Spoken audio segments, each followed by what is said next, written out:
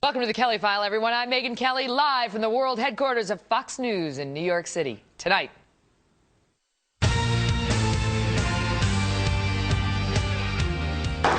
a major ruling in the NSA spying case, a victory for privacy, but are we now less safe?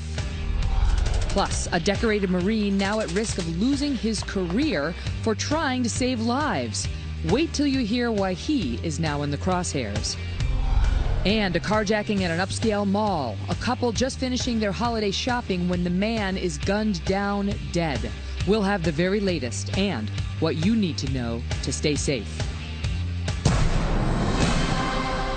breaking tonight, just weeks after the administration pressed America's insurance companies to step in and reinstate millions of canceled plans, Fox News has confirmed that one of the country's biggest carriers is saying, sorry, there is no way we can do that. Welcome again to the Kelly File, everyone. I'm Megyn Kelly, and the threat of a looming coverage crisis got much closer for thousands of Americans tonight. Since the launch of Obamacare, nearly 6 million Americans and maybe more have seen their health insurance coverage canceled, despite the president's repeated promises that they could keep it. Then, just about a month ago, under increasing public anger and political outrage, the White House suggested a fix.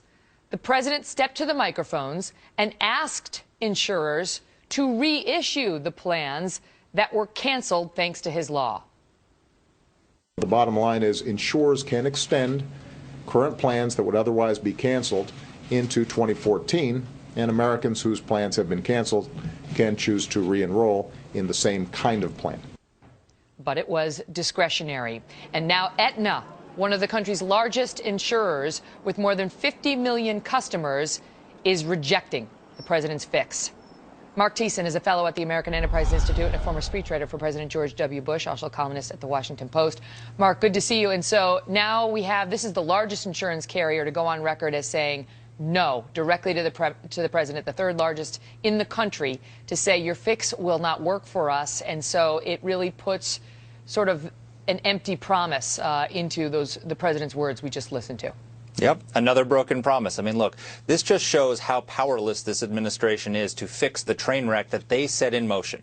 A little over a month ago, the president went out there and said, I've got a fix for all these people losing their health care. We're going to let the states and the insurance companies continue offering the canceled plans. And so that gave a lot of hope to those 6 million people who are losing their plans. Then all of a sudden it turns out half the states have rejected it. The insurance commissioners have to approve it. And now you've got a major carrier like Aetna and other smaller insurers that are saying, no, we're not going to do this. So the president's fix is no fix. He didn't have the power to enforce it. And so this is what they're doing. They just did it again on Friday. They announced another fix that they can't enforce. Because as you've pointed out many times on this show, unless you pay, you don't have insurance, right? And so on December 31st, they've extended the deadline to then.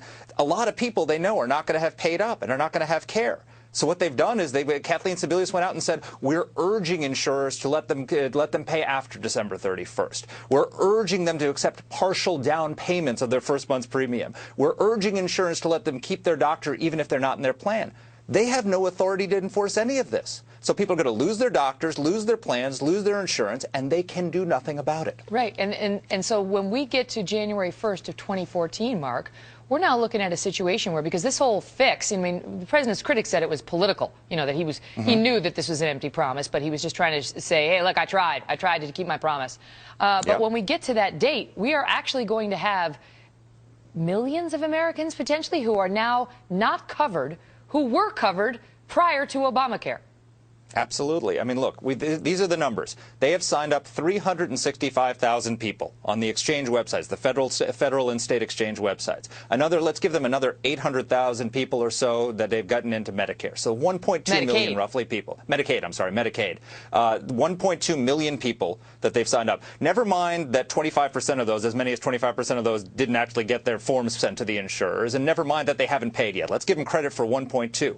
As you just showed on the screen, 5.9 million people have lost their plans. So they've got a gap of about 4.2 million that are not covered. What are they going to do for those people on January 1?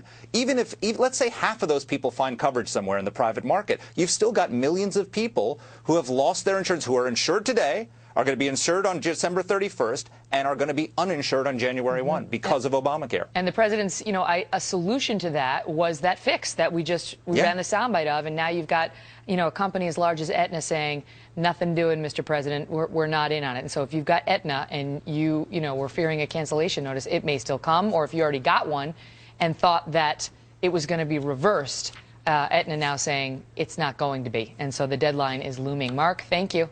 Thanks, Megan.